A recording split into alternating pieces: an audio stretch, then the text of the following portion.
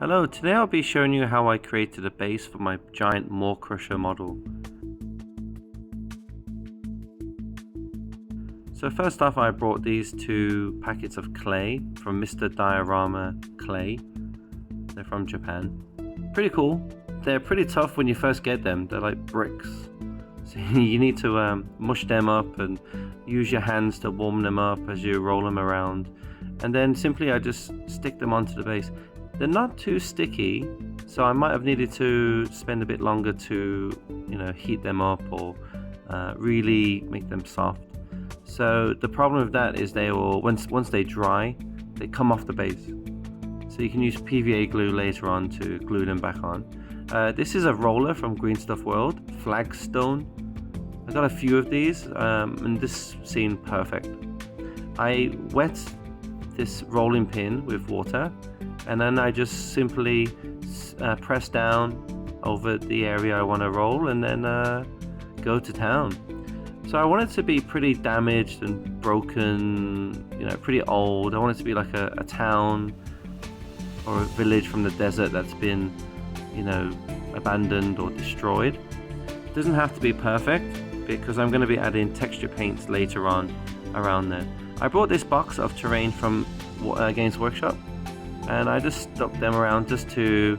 I really like the pillars because that's where I could stick his little fist on. Well, his not little fist, his giant fist on. And then I used more clay to make some hills, should we say.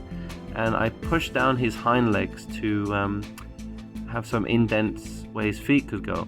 So when it dries, I can just slot him back in after painting him, and then he'll fit right in. These blue pillars were 3D printed. I'll put the link in the description below if you're interested. I think they're free. They should be free or crazy cheap. And then for the pointy rock, I brought that from Ski Ball Miniatures. They have some really great stuff on their website. I wanted the Maw-Krusha to be looming over the battlefield and climbing over a cave of some sort or a ruin. So then I used the other clay because I ran out of it, of the brown clay, and I used the white clay now just to create the back and the top of the cave. This seemed a bit softer, maybe because I was rubbing it in my hands more and I'm using smaller pieces. However, I was told in the shop that they were the same, but the white one did feel a bit softer.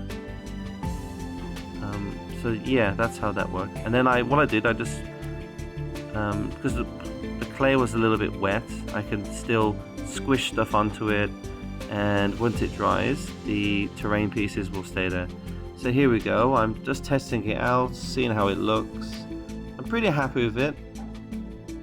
And now I'm adding the texture paint.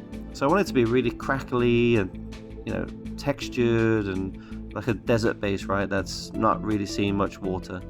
So I just covered the whole model. Well, not the whole model. I'd say the areas that are black, or the areas that I wanted to join to the base. For example, here now at the bottom of the pillar, there's some gaps there, so I filled in the gaps of it. And then I kind of dry brushed over the clay cobblestone, flagstone base.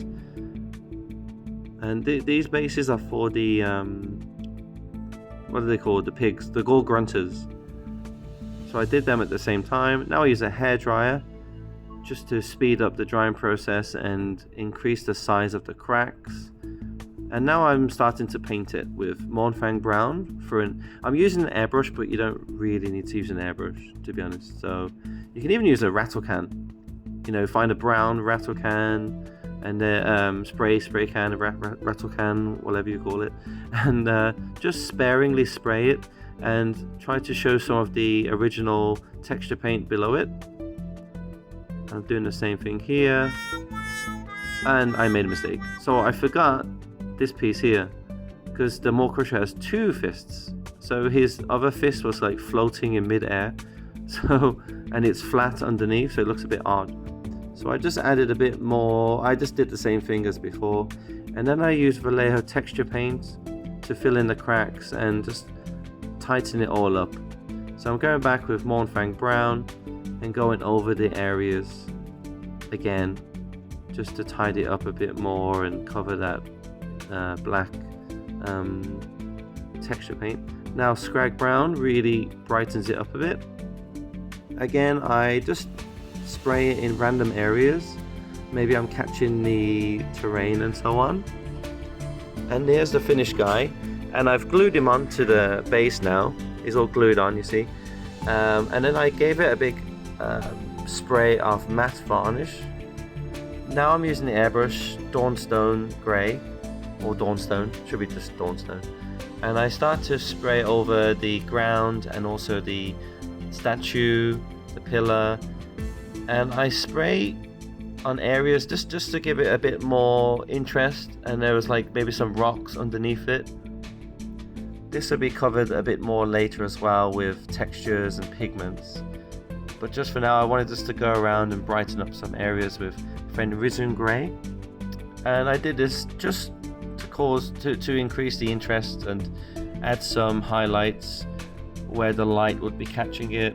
And then for this one I airbrushed it from the top, from the right hand side, so it catches the nose, the cheeks, and so kind of like a zenithal. Now I use AK Light Rust, and I just went over it. This one I just used the part, taking it from the part, and then just dumped it in all the cracks, all the recesses, a little bit of dry brushing over some parts. And then I use this now just to go around all the areas that may have had some holes in it, or looked a bit not too deserty, should we say. Some of the texture paints weren't smooth enough or had that consistent texture, and also it's good over the places where I used the rolling pin, the flagstone pin. So just go crazy with it, but make sure you can leave some of the paints showing underneath, like the greys and the Scrag Brown and the Mournfang Brown.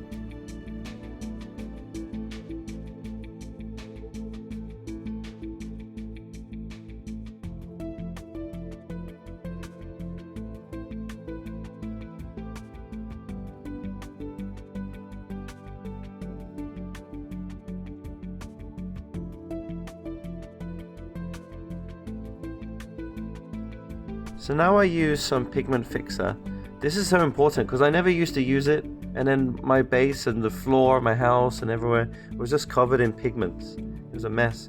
So this stuff, you just dab it on and let it spread, and it just solidifies all that pigment that's on the base now.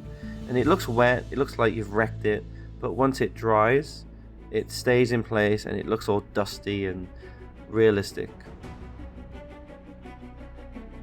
And the base is done. Gordrakk is ready for battle. As you can see, the pigment fixer has dried and it's back to being a dusty, sandy base. So I hope this tutorial is useful, and please send me a message if you have any suggestions, and give me a thumbs up if you enjoyed it. Thank you very much. Bye.